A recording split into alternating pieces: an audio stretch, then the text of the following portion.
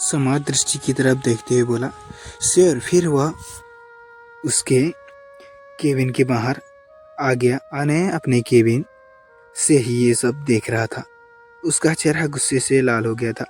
उसने दृष्टि को पहले ही कह दिया था कि वह समर से दूर रहे, पर इसमें दृष्टि की भी कोई गलती नहीं थी। समर खुद उसके केबिन में आया था। अब आगे समर के जाने के बाद अने थोड़ी देर अपने गुस्से को कंट्रोल करने की कोशिश की, पर जब वह शांत नहीं हो पाया तो दृष्टि को अपने केबिन में बुलाया। दृष्टि ने इस बारे में ज़्यादा नहीं सोचा और चुपचाप उसके केबिन में चली गई। दृष्टि के अंदर आते ही आने ने केबिन का दरवाज़ा लॉक कर दिया। यह देखकर दृष्टि सवालिया नज़रों से अने की तरफ देखने लगी। अने उसे गुस्से में घूरने लगा। यह देखकर दृष्टि बोली, क्या हुआ समर, आपने मुझे बुलाया? अने दृष्टि की तरफ देखते हुए गुस्से में बोला, ओह रियली मिस। दृष्टि, तुम पूछ रही हो कि क्या हुआ? दृष्टि तो अभी भी कंफ्यूज्ड थी। अने किस बारे में बात कर रहा है?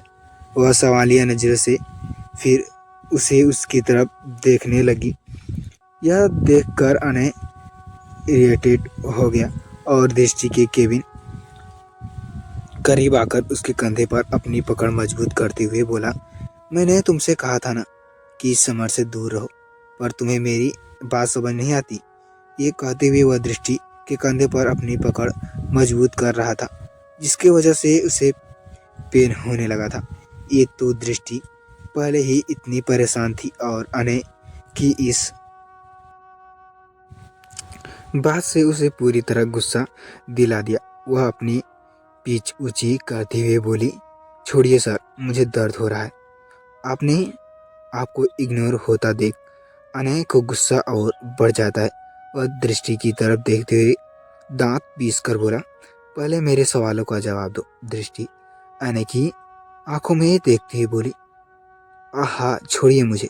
पहले बात तो आप जबरदस्ती मेरे मामले में टांग अड़ा रहे हैं। ये मेरी मर्जी है कि मैं किससे मिलती हूँ, किससे बात करती हूँ। और रहेगी बात समर की, तो उसे इनवाइट नहीं किया था, वो खुद ही आया था मेरे पास। दृष्टि इसके आगे भी कहने वाली थी, पर वो खुद ही आया था। आने ने अपनी जलती आंखों से दृष्टि को देखने लगा और एक झटके में उसे कमर से खींचकर खुद के करीब करते हुए उसके ओठों पर अपने ओठ रखकर उसे रफली किस करने लगा। वह इस किस के जरिए दृष्टि पर अपना गुस्सा निकाल रहा था। उसके इस तरह वाइडली किस करने से दृष्टि छपटने लगी और उसे खुद से दूर ढकेलने लगी, पर उसका कोई जोर नहीं लग पा रहा था। वह उसके ओठों पर बहुत बुरी तरह किस कर रहा था, जिससे दृष्टि को बहुत दर्द भी हो रही थी। थोड़ी देर में ही उसकी सांसें भारी होने लगी। यह महसूस करने आने ने उसके ओठों को बेरहमी से काट दिया, जिससे दृष्टि के ओठ से खून निकल आए। उसे बाइट करने के बाद उसने उसे छोड़ दिया। दृष्टि के आंखों में आंसू आ गए थे, पर यह आंसू गुस्से के थे। उसने अपनी ओठों पर आए खून को साफ करते हुए अपने आंसू के साथ अपनी गुस्से से लाल आंखों से अने की तरफ देखती हुई बोली, मुझे हर्ट करने के लिए thank you so much mister Rajwant. ये कहते हुए वह बिना टाइम वेस्ट किए अने के केबिन से निकल गई। उसके जाने के बाद अने ने गुस्से से अपनी हाथ को टेबल पर मार उसे बहुत जोर से लगी दर्द महसूस नहीं हुआ। वह केबिन के सारे सोफे पर पास जाकर बैठ गया और सिगरेट निकालकर उसकी कस लेने लगा। धीरे धीरे वह खुद को शांत करने की कोशिश करने लगा। जब उसका गुस्सा शांत हो गया तब उसने अने को रियलाइज हुआ कि उसने गुस्से में दृष्टि को हॉट किया। उसे गुस्सा दृष्टि का बहुत सुबह का मायूस चेहरा याद आया। उसे याद आते ही वह खुद को बोला, ओ गॉड, मैंने ये क्या कर दिया। वो सुबह से परेशान थी और फिर मैं भी उसके साथ। वह बिना टाइम वेस्ट करते हुए वो दृष्टि के केबिन की तरफ चला गया। वह सीधे अंदर आ गया पर दृष्टि वहाँ पर नहीं थी। पूछने पर पता चला कि दृष्टि की तबीयत खराब हो गई थी, इसलिए वह आज घर के लिए जल्दी निकल गई। अनय चुपचाप अपने केबिन में आ गया। उसे अब गिल्ट फील हो रहा था। वह खुद से बोला, क्या जरूरी थी दृष्टि पर इस तरह से रिएक्ट करने की। उसने कहा भी कि समर खुद आया था उसके केबिन में। नो नो नो, मैंने दृष्टि के साथ गलत किया, मुझे ऐसा नहीं करना चाहिए था। वो खुद को इमोशनल में ही उछल गया था। पर मैंने ऐसा रिएक्ट ही क्यों किए? पहले तो ऐसा नहीं था। मैं कहीं विवेक की कही बातें सच तो नहीं? मुझे दृष्टि से प्यार। तभी उसके केबिन पर कोई नोक करता है। वो उसकी तरफ देख बिना ही कम इन कहता है। अंदर आईना आती है। वह आई देख अपने साथ एक फाइल लेकर थी, पर वह भी अनय के फेस एक्सप्रेशन देखना चाहती थी। एक्चुअली साइना को ये पता चल चुका था कि अनय दृष्टि के लिए कुछ फीलिंग्स रखता है। हालांकि अनय खुद अपनी इस साइलेंट फीलिंग से अनजान था, पर कहते है ना कि प्यार छुपाए नहीं छुपता। साइना को ये बिल्कुल पसंद नहीं था कि अनय उसके सवाल किसी और लड़की की तरफ देखे, क्योंकि वह अनय को पाना चाहती थी। इसलिए राजवंत इंडस्ट्रीज ज्वाइन किया था। जब से उसने अनय को दृष्टि की तरफ देखा, वह उसी वक्त से ये प्लान करने लगी कि किस तरह वह अनय दृष्टि से दूर रहे। धीरे धीरे उसे आइडिया हो गया कि वह अपने प्लान को कैसे सक्सेसफुल बना सकती है। साइना ये फाइल देते हुए कहा, सर, इसमें आपके साइन चाहिए। अनय ने उसकी तरफ देखे बिना ही उस फाइल पर साइन कर दिया। वह अनय की तरफ देखते हुए मन ही मन बोली, जानती हूँ इस वक्त तुम्हारा दिल बहुत जल रहा होगा, but you don't worry Anay, मैं तुम्हारे दिल में उस लड़की के लिए इतनी मिसअंडरस्टैंडिंग भर दूंगी कि तुम्हें उससे नफरत के सिवाय और कुछ नहीं कर पाओगे। ये कहते हुए वह डेविल स्माइल करती है और फाइल लेकर वहां से निकल जाती है। अनय का पूरा ध्यान अभी दृष्टि पर ही था। वह चाहकर भी किसी काम में अपना मन नहीं लगा पा रहा था। दूसरी तरफ वेद किंडरगार्टन हो गया था। उसने आज अपनी फ्रेंड्स के साथ बहुत मस्ती की थी। छुट्टी के वक्त वह अपनी बेस्ट फ्रेंड आस्था के साथ फुसफुसाते हुए बाहर आ रहा था। आस्था 4 साल की एक बहुत ही प्यारी बच्ची थी। उसके बालों की लैंड कंधे के नीचे तक थी। सामने बेबी कट था जो उसके लुक को और भी क्यूट बना रहा था। उसने आज पिंक कलर की क्यूट सी फ्रॉक पहनी हुई थी। उसके मंच कर रहा हुआ शूज और मैचिंग हेयर बैंड भी लगाया हुआ था। उसकी नीली नीली क्यूट सी आंखें भी थी और गुलाबी गोरी गाले के साथ उसकी बिल्कुल एंजल लग रही थी। वह एक साथ वेद के माथे हुए थी। वेद था कि फुसफुसाते हुए उसके आगे निकल जा रहा था। यह देखकर आस्था उसे डांटते हुए बोली, अरे बुद्धू, साथ में चल वरना कीचड़ में गिर जाएगा। ये फिर मुझे पता मत कहना कि मैं बताया नहीं।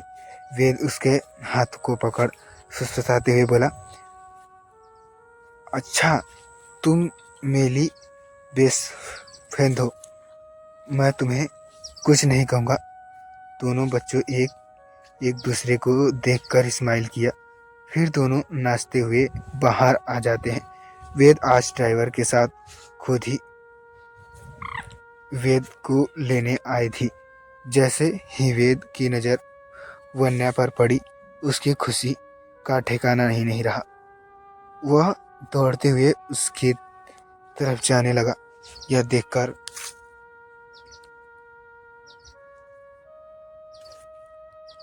वन्या दौड़कर उसके पास गई और उसे अपनी गोद में बिठा लिया। वेद रोने लगा क्योंकि उसके पैर पर चोट लगी गई। वन्या उसे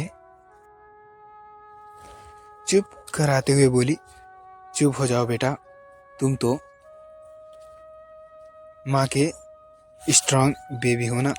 आस्था वेद के सिर पर प्यार से हाथ फेरते हुए बोली, बुद्धू मैं तुम्हें समझाया था ना कि रोज नहीं दौड़ते चोट लग जाती है। आस्था की प्यारी प्यारी बातें सुनकर वन्या का ध्यान उसकी तरफ जाता है। वह उसके क्यूटनेस में खो जाती है। वेद अभी भी रो रहा था। यह देखकर आस्था उसके पास गई और उसके आंसू को अपने नन्हे हाथों से पोंछते हुए बोली, बुद्धू क्या तुम्हें ज्यादा दर्द हो रहा है? वेद रोते हुए हाँ में सिर हिलाया देता है। यह सुनकर आस्था आहिस्ते से वह बैठ जाती है और आहिस्ते से झुककर वेद के घुटने पर अपना छोटे छोटे हाथों ओठों से किस करते हुए बोली, बुद्धू देखो अब मैं तुम्हें किसी दे रही हूँ, अब तुम्हारा दर्द फुर हो जाएगा। वह अपने हाथों से इशारा करते हुए बोली। यह देखकर वेद के फेस पर स्माइल आ जाता है। वह आस्था के गालों पर किस देकर बोला, थैंक यू। अच्छा तुम बहुत अच्छी हो।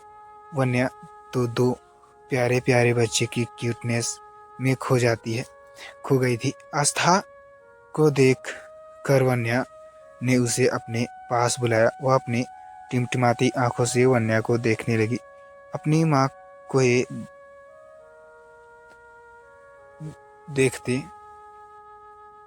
देखकर वेद उसकी तरफ देखते हुए बोला, अच्छा ये मैंने प्याली माँ है, तुम दोनों मत ये मुझे बहुत प्यार करती हैं, तुम्हें भी ये बहुत प्यार करेंगी, है ना माँ? वेद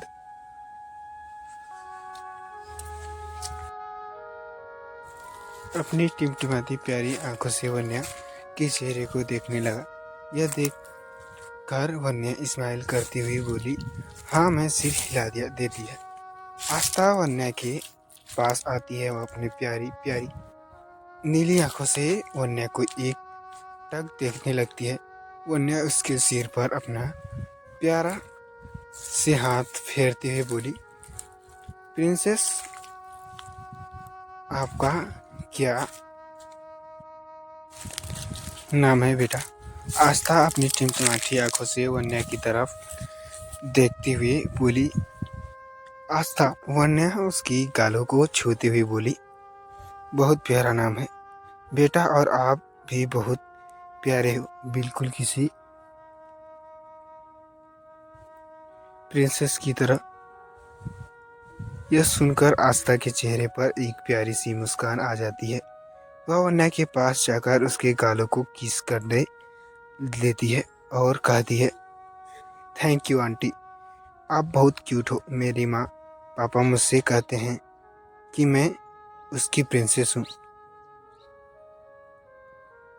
वन्या उसके गालों को सहलाते हुए बोली, बिल्कुल सही कहते हैं आपकी माँ पापा। तभी आस्था की कार आ जाती है और वो वेद और वन्या को बाय कहते हुए अपनी कार में बैठ जाती है। वन्या उसे जाते तक उसे देखती है। आस्था को देखकर आज वन्या के दिल में कुछ आया। वह एक स्माइल अपने फेस पर ले जाती है और वेद को अपनी गोद में उठाकर उसके गालों पर किस करते हुए बोला। कार में बैठ जाती है और वह आहिस्ते से उसे कार की सीट में बैठ देख वह और ड्राइवर को कार सिंघानिया मैंसन की तरफ ले जाने के लिए कहती है। वह कार में रखी फास्ट एक बॉक्स निकालते हुए उसके एक मलहम निकालती है। वेद को सब जरा सी खरोच आई थी, इसलिए मलहम से ही काम चलने वाला था। वह वेद की तरफ देखती हुई बोली, बेटा आपको ज़्यादा दर्द तो नहीं हो रहा है ना? वेद अपनी माँ की तरफ देखती हुई बोला, थोड़ा थैला हो लग रहा है माँ। तू वेद अपनी हाथों से इशारा से बताता है। वन्या से क्यूट से नेम स्माइल करती है। वह आस्ते से ऑम्लीमेंट वेद के घुटनों पर खरोच वाली जगह पर लगा देती है, जिससे उसे एक जलन होती है। वह रोती हुई बोला, माँ वेदांशा को दिल लगा है। वन्या उसके गालों को सहलाते हुए उसे घुटनों के फूंक मार कर बोली, बस थोड़ी सी मेरे बच्चे, फिर आपको बिल्कुल भी जलन नहीं होगी। माँ के सामने पर वेद चुप हो गया। उसे बहुत ज़्यादा जलन हो रही थी। वह माँ के पास आया और उसके सीने में छिप गया। वन्या ने उसे अपने सीने में लगाकर उसके पीठ को सहलाने लगी, जिससे वेद ने उसे अपने सीने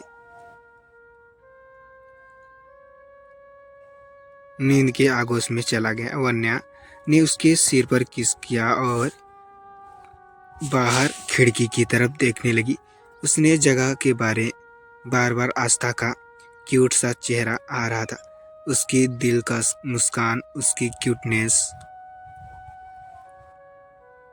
वन्या को भा गई थी, क्योंकि उसने भी सपना देखा था कि उसकी एक क्यूट सी बेटी होगी जो बिल्कुल उसकी परछाई होगी।